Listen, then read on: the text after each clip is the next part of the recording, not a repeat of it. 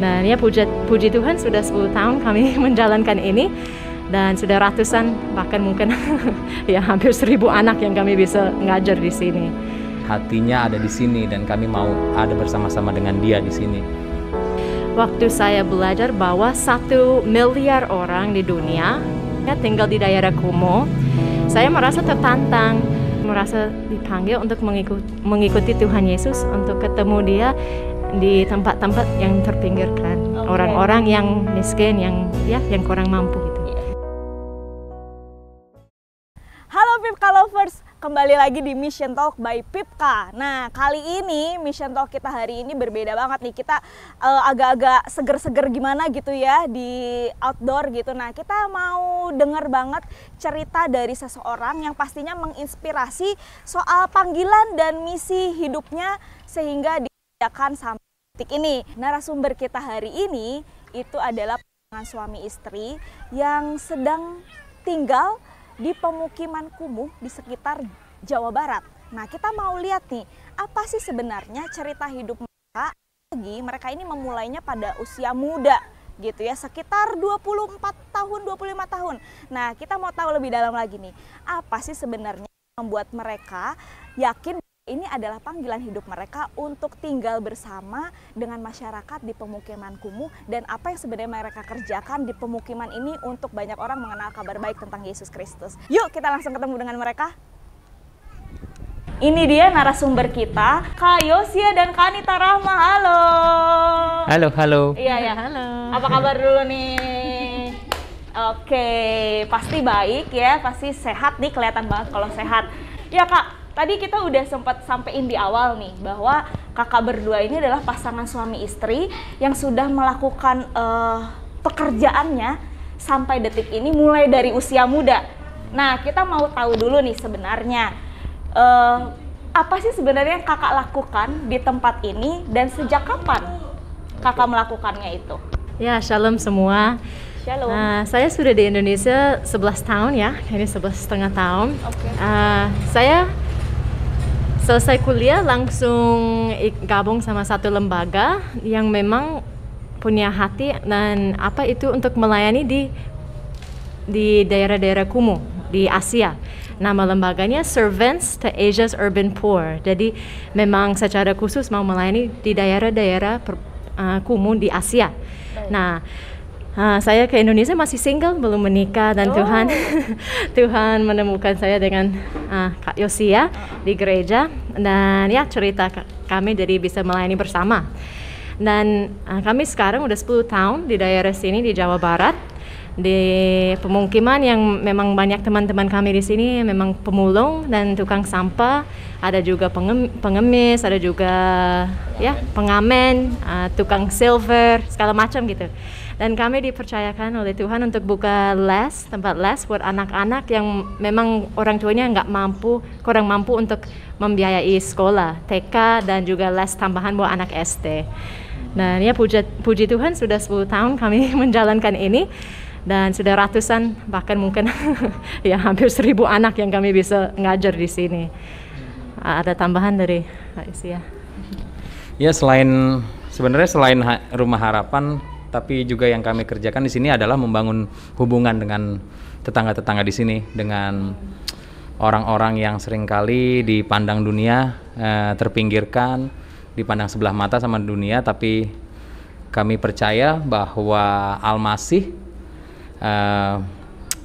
punya hati sama teman-teman kami di sini, sama saudara-saudara kami di sini. Jadi karena kami pengikutnya Isa Al-Masih, dan Isa Al-Masih selama hidup memang dia mendedikasikan dirinya, bahkan dia mengidentifikasikan dirinya untuk hidup bersama orang-orang yang terpinggirkan, maka buat kami selayaknya memang kami harus mengikuti teladannya, walaupun mungkin nggak sempurna seperti Sang Al-Masih, tapi kami percaya hatinya ada di sini dan kami mau ada bersama-sama dengan dia di sini.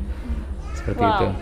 Baru awal aja nih udah luar biasa banget, jadi makin penasaran sebagai, apalagi berarti kurang lebih bisa dikatakan 10 tahun ya Kak sebagai suami istri di tempat ini ya.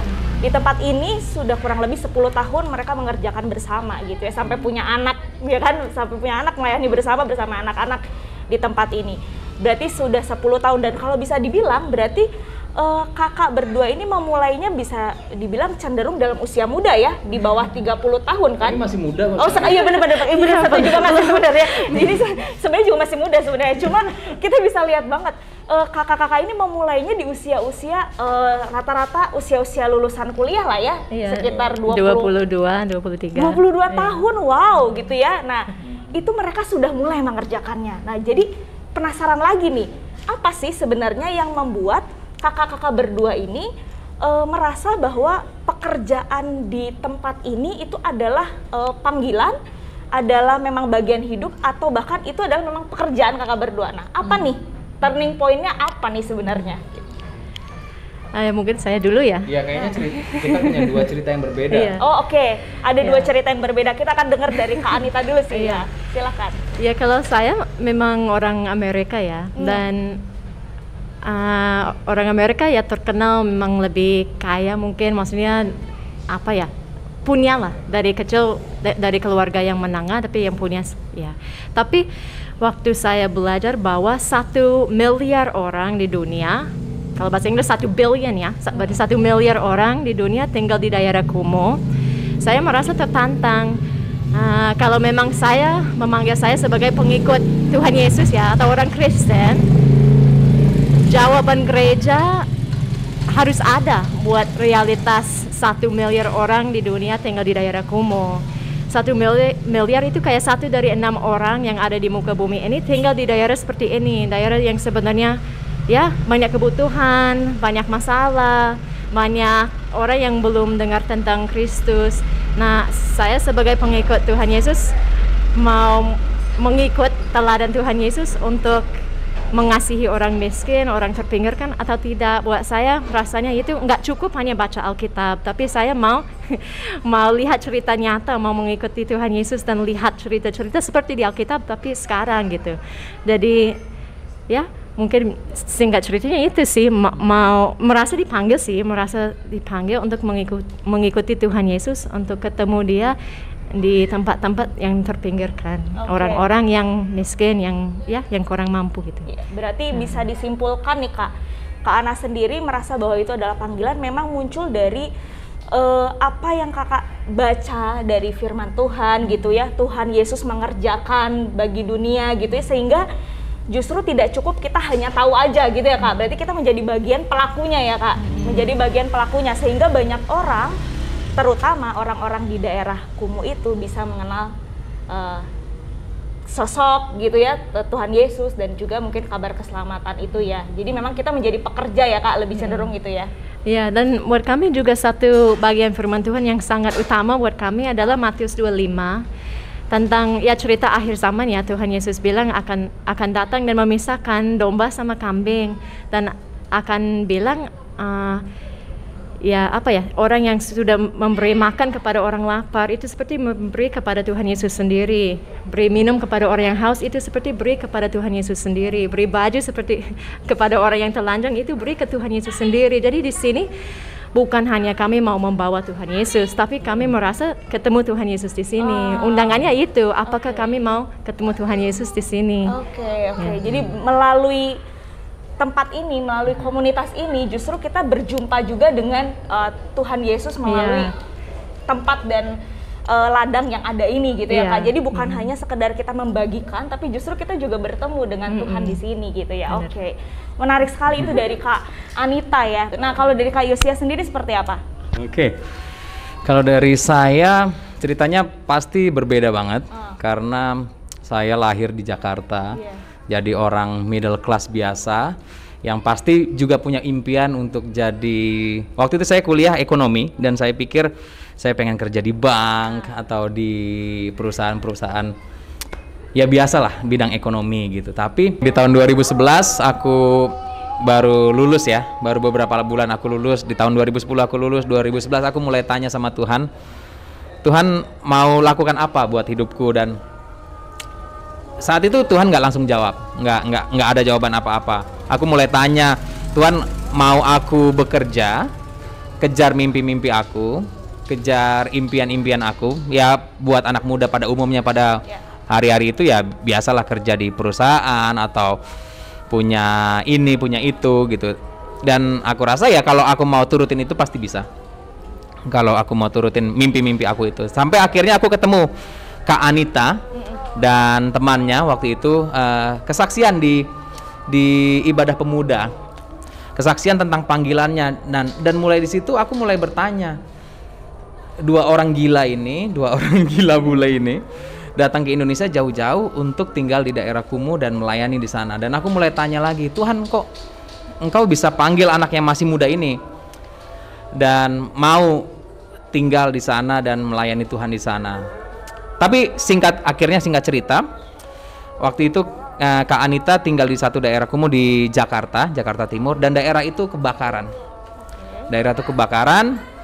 Waktu itu saya masih kerja di kantor dan saya merasa benar-benar memang waktu itu merasa pengen melakukan sesuatu apa buat daerah ini.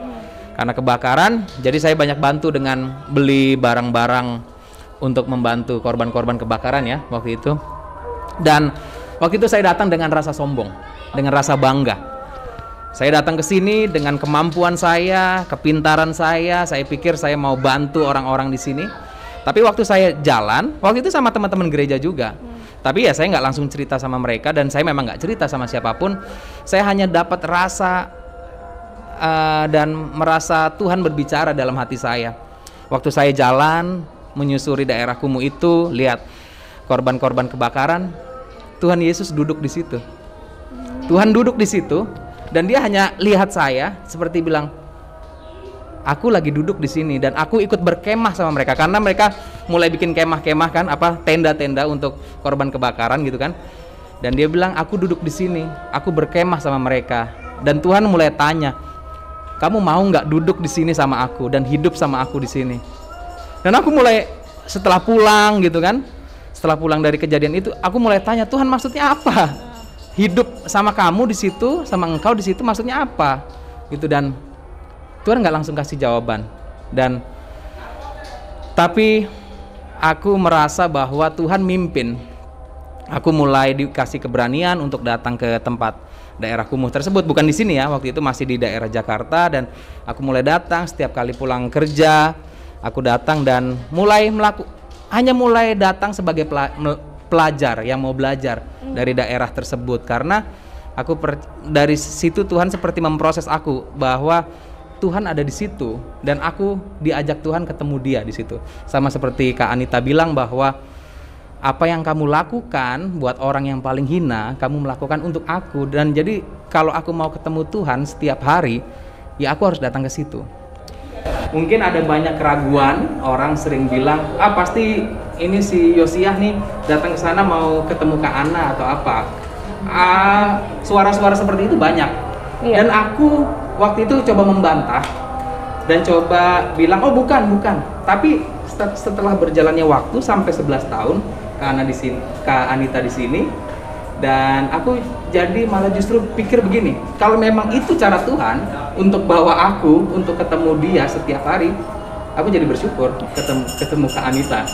Maksudnya tadinya aku coba membantah itu, tapi aku sekarang malah jadi berpikir kalau emang itu cara Tuhan, kenapa? Dan ya aku sampai hari ini aku bersyukur aku bisa ketemu Tuhan setiap hari di sini melalui tetangga-tetangga, melalui teman-teman, bahkan anak-anak di sini di Rumah Harapan.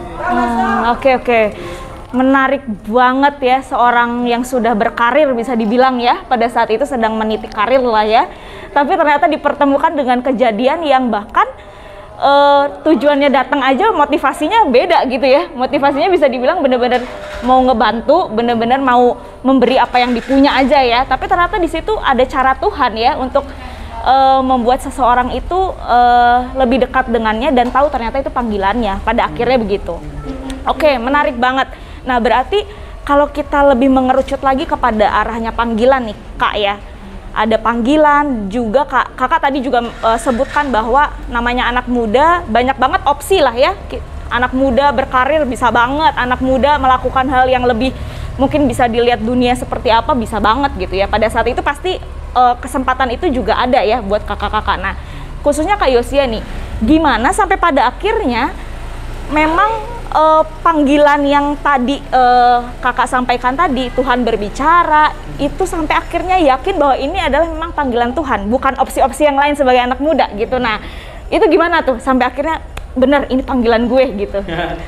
Ya, pastinya balik lagi waktu aku mulai tanya sama Tuhan, Tuhan nggak ada jawaban sama sekali. Iya. Dan aku rasa saat itu juga Tuhan kasih pilihan sama aku untuk pilih hidupku juga sendiri. Maksudnya Tuhan kasih kebebasan sama aku. Aku sudah panggil kamu, aku sudah ajak kamu, tapi tetap keputusan ada di tanganku. Dan waktu itu aku proses dengan berdoa.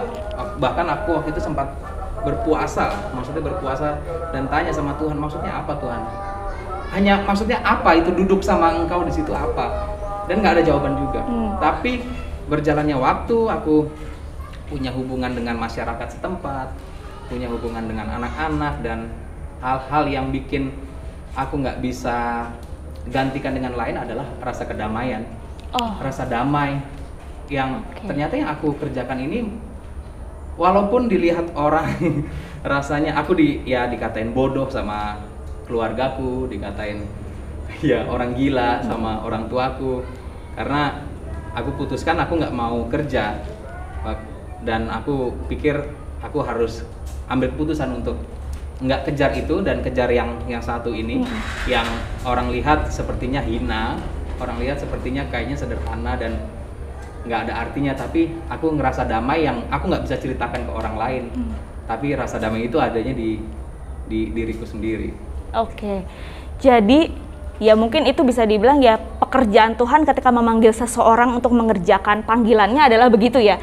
Rasa damai yang sebenarnya tidak bisa terukur oleh apapun ya, nggak bisa terukur oleh apapun atau bahkan nggak bisa jadi perbandingan dengan apapun, tapi itu terjadi untuk Kak Yosia. Jadi memang ternyata bisa disimpulkan nggak sih Kak, kalau ternyata panggilan Tuhan itu memang akan selalu membawa kita kepada rasa damai itu?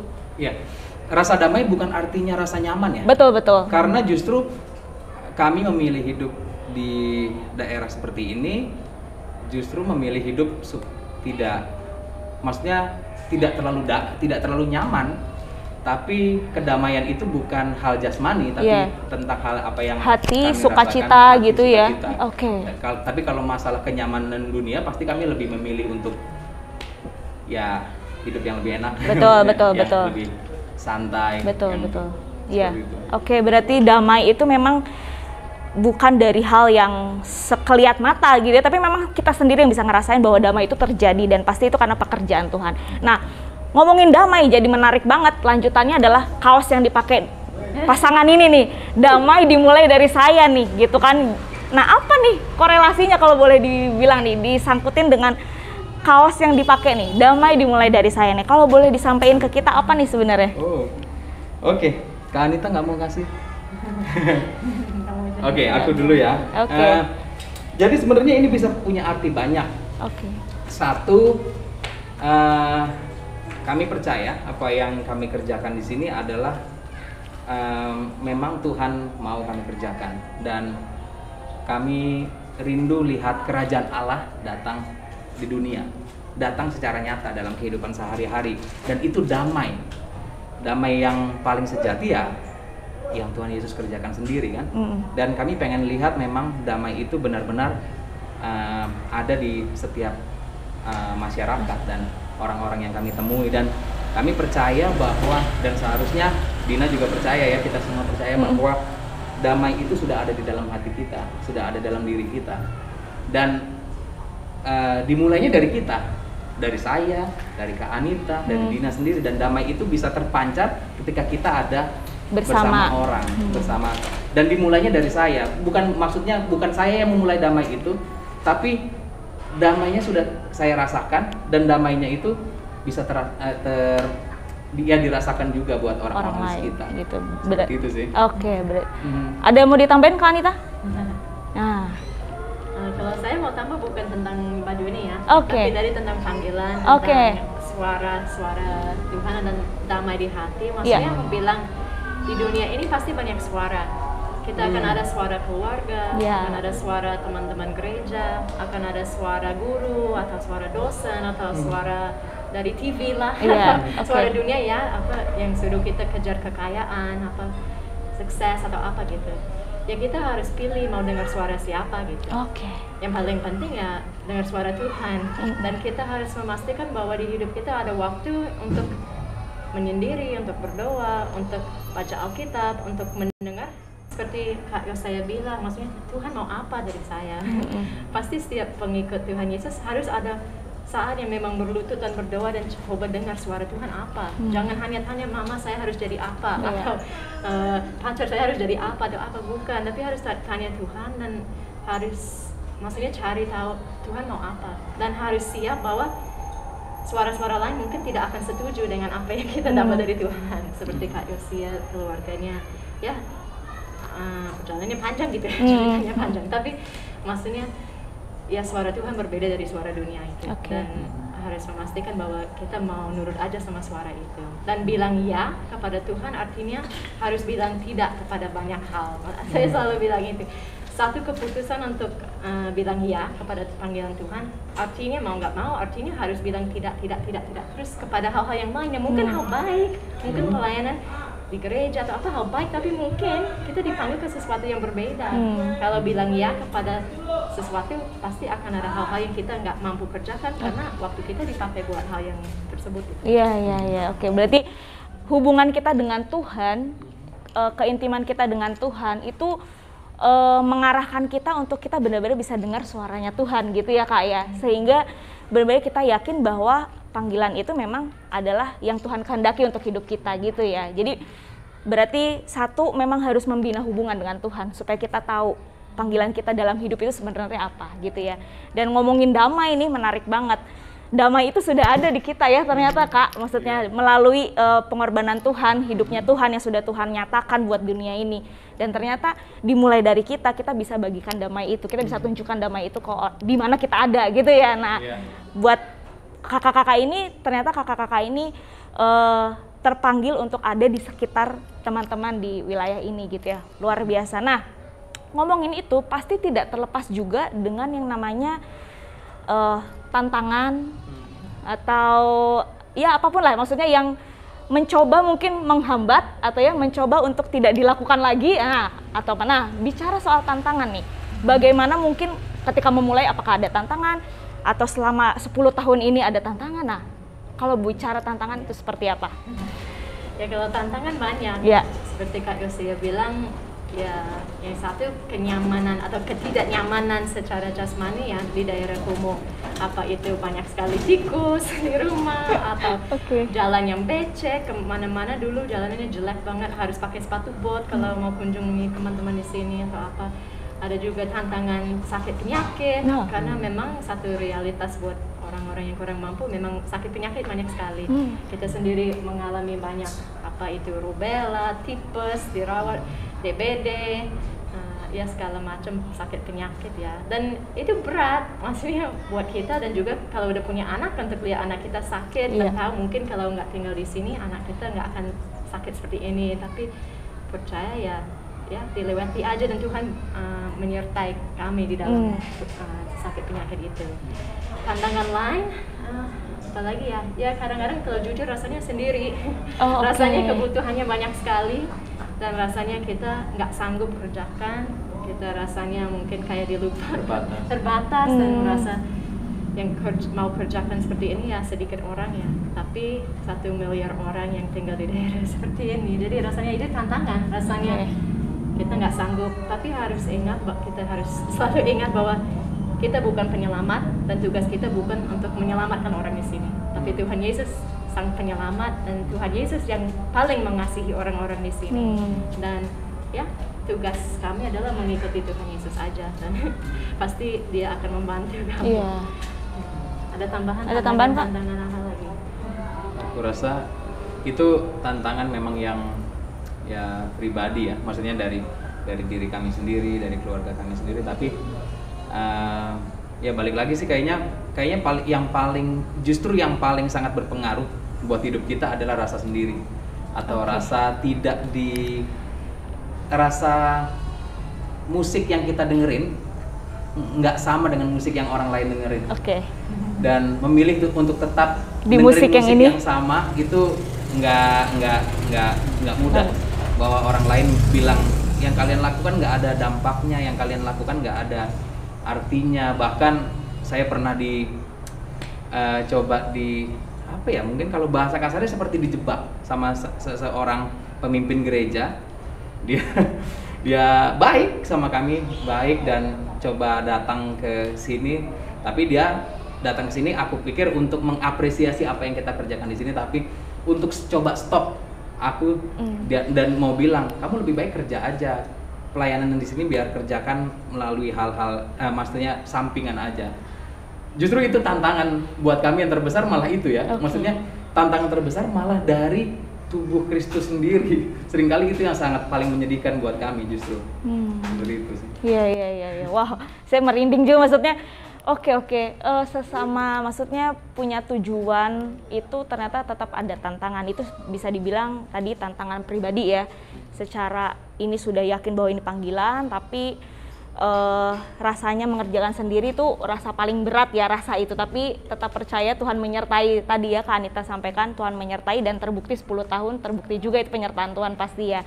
Nah, kalau kita bicara itu tantangan, bisa dibilang itu adalah tantangan dari kakak berdua menghadapi terpaan angin-angin dikit nih dari samping kanan kiri. Nah, kalau ngomong di daerahnya sendiri, nah kita ngomongin masyarakat yang kita datengin nih ya, masyarakat dan pemukiman yang kita datengin ini. Nah, itu ada tantangannya tersendiri nggak? Maksudnya kita kan pasti bertemu dengan bisa dibilang keberagaman gini, tidak hanya di tempat ini ya kan, dimanapun kita berada mungkin kita kan dipertemukan dengan keberagaman nih Kak, ya kan. Nah, kakak berada di dalam keberagaman dan bahkan mau mengerjakan di dalam keberagaman ini. Nah, tantangannya seperti apa gitu sehingga kakak tetap bisa lakukan sampai detik ini gitu. Mungkin pertanyaannya sedikit lebih seperti kepada kayak apakah ada penolakan di Iya, sini, betul, seperti itu ya. Iya. Syukur alhamdulillah.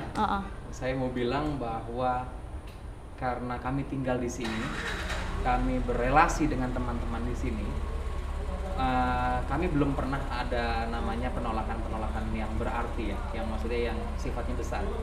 Karena nggak tahu tadi Kak Dina waktu jalan ada satu bapak-bapak kan papasan, bapak-bapak pertama yang papasan sama kita.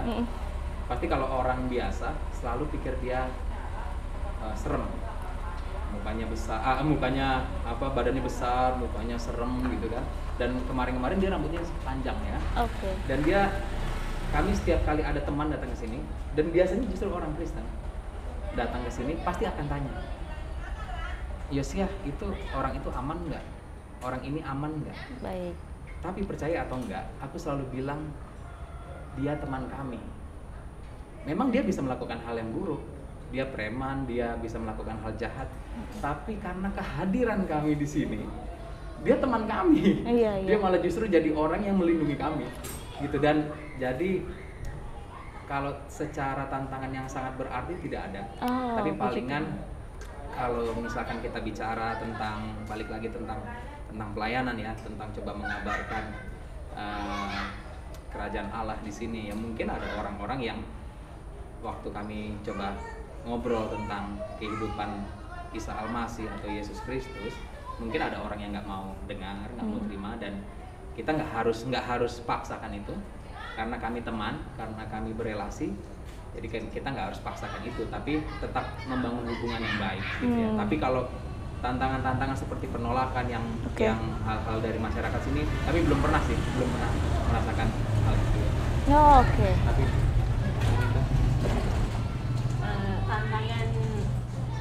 Tapi tantangan ya, beberapa tantangan, bukan maksudnya terhadap kami, tapi apa yang kami hadapi di sini, tantangan untuk lihat perubahan di sini dalam kehidupan teman-teman di sini ya.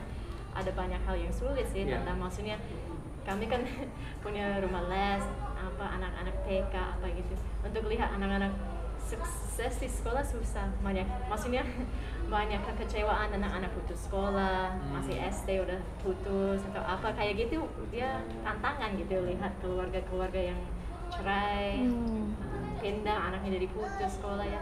Hal-hal seperti itu berat untuk lihat, dan ya lihat masalah-masalah di dalam rumah tangga juga itu berat untuk ya sedih sekarang sih. Ya untuk coba tetap percaya bisa ada kabar baik yang bisa bawa perubahan di sini.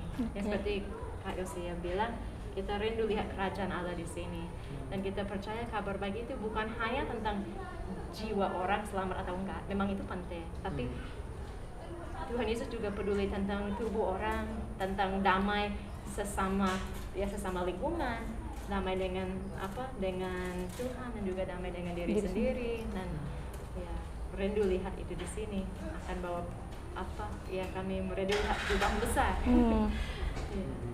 Ya, jadi atas bisa dibilang kedekatan relasi dengan Tuhan, mungkin itu yang bisa tetap membuat yakin Kak Yosia dan Kak Anita mengerjakannya terus sampai sekarang apapun tantangannya, gitu ya bisa dibilang gitu. Jadi tetap mengerjakan karena memang itu panggilan yang sudah dari Tuhan, pasti Tuhan menyertai sampai pada akhirnya gitu ya Kak ya. Nah, menarik banget nih sampai saat ini bahwa ternyata tidak menyangka juga kalau pikiran tadi saya bertanya seperti itu, pikirannya memang ini wilayah pemukiman kumuh yang mungkin sudah eksklusif dengan lingkungannya gitu ya. Kehadiran kakak-kakak ini justru sangat diterima baik gitu karena mereka punya relasi yang baik, punya hati yang tulus, hanya benar-benar mau membagikan kabar baik gitu ya Kak ya. Jadi tanpa ada maksud apapun, mereka hanya benar-benar mengerjakan panggilan Tuhan itu. Nah, berbicara soal yang namanya panggilan, pekerjaan yang Tuhan sendiri percayakan, dan juga bisa dibilang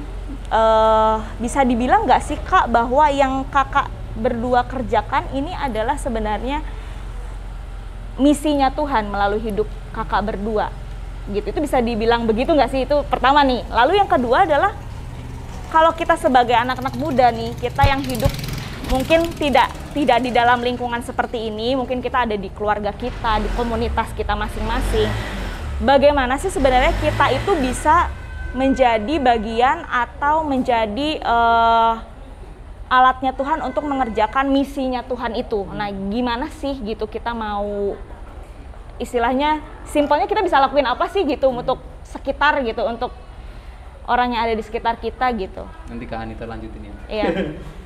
Yang pertama saya cuma mau bilang, kita membaca Alkitab yang sama.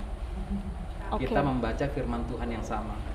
Tapi seringkali kita menginterpretasikannya berbeda-beda.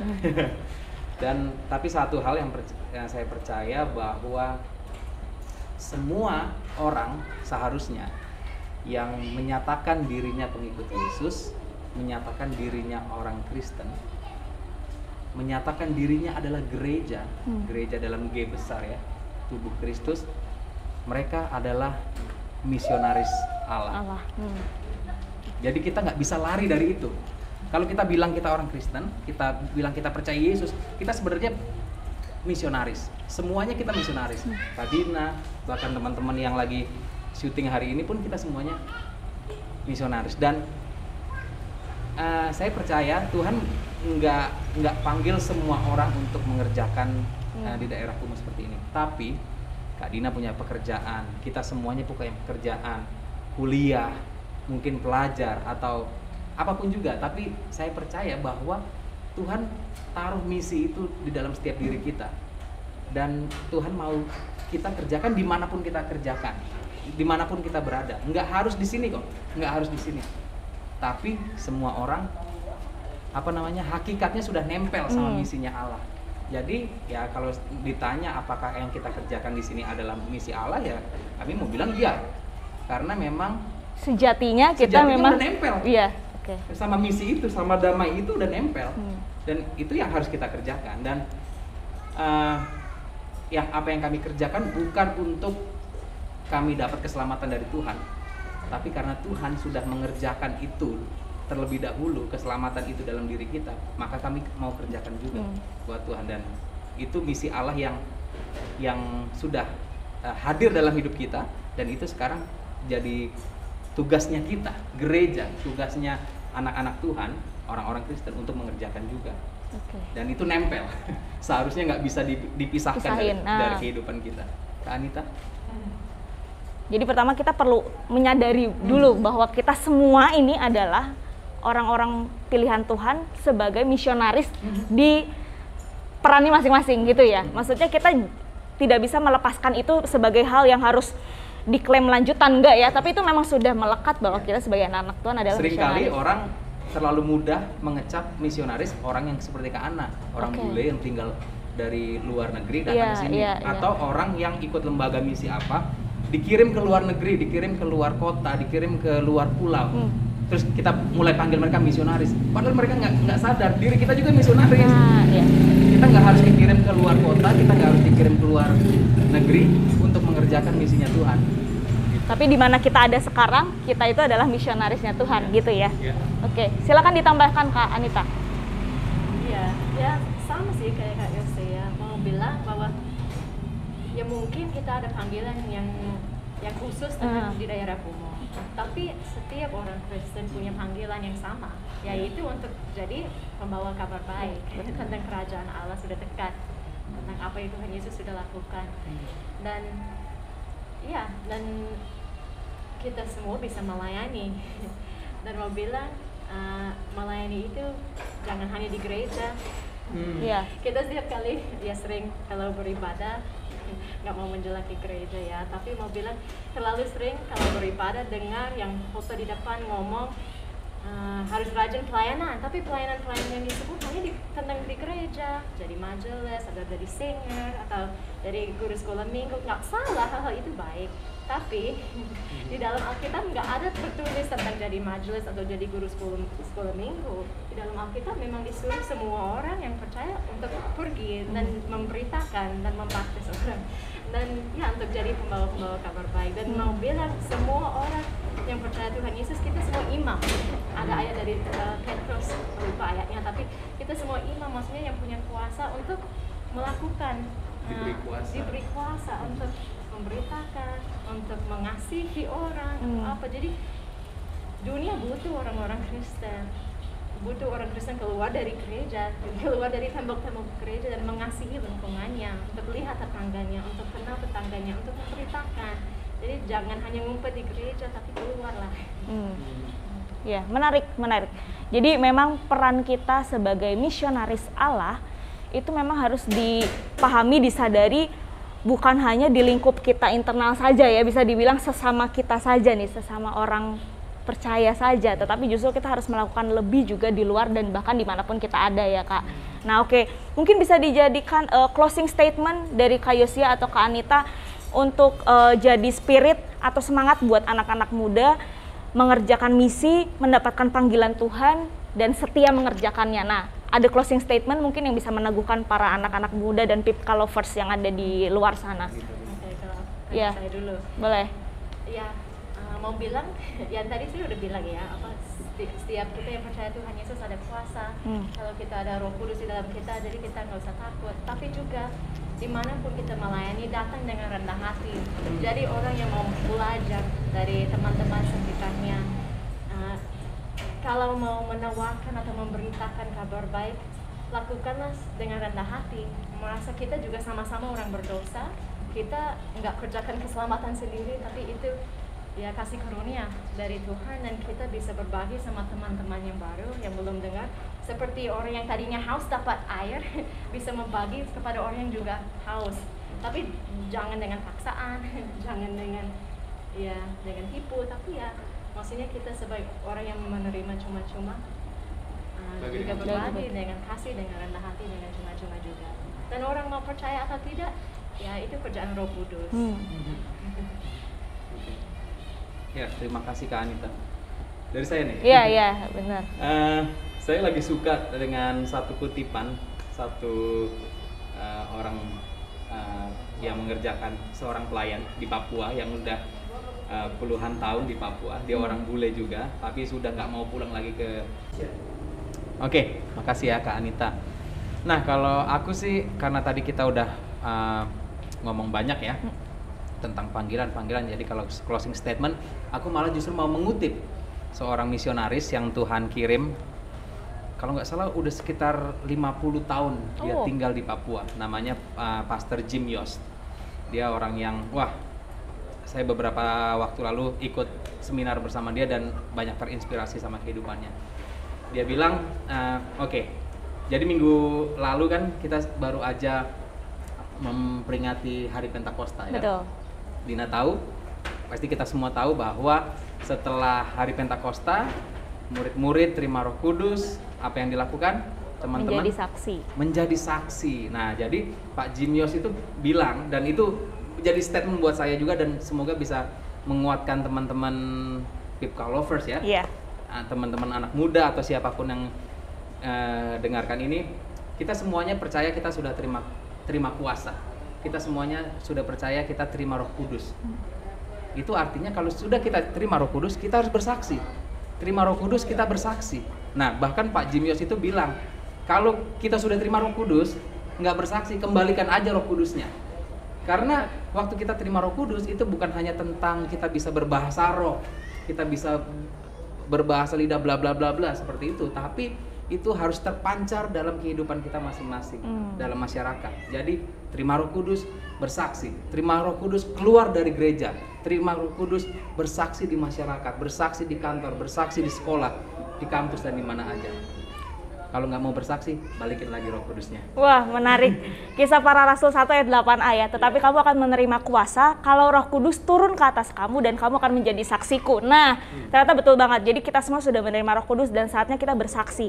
Saatnya kita mengabarkan kabar baik supaya banyak orang kenal, supaya banyak orang banyak mendengar dan bisa kenal dengan Tuhan Yesus. Nah, terima kasih banyak Kak Yosia dan Kak Ana untuk kesempatannya. Kita bisa dengar banget sebagai anak muda bagaimana menangkap panggilan, bagaimana membangun relasi dengan Tuhan sehingga tahu dan yakin betul bahwa setiap panggilan itu akan disertai oleh Tuhan sampai pada akhirnya. Semangat mengerjakan keselamatan, terus menjadi anak muda yang menginspirasi banyak orang dan jangan pernah putus asa karena setiap kita adalah misionarisnya Allah. Tuhan Yesus memberkati.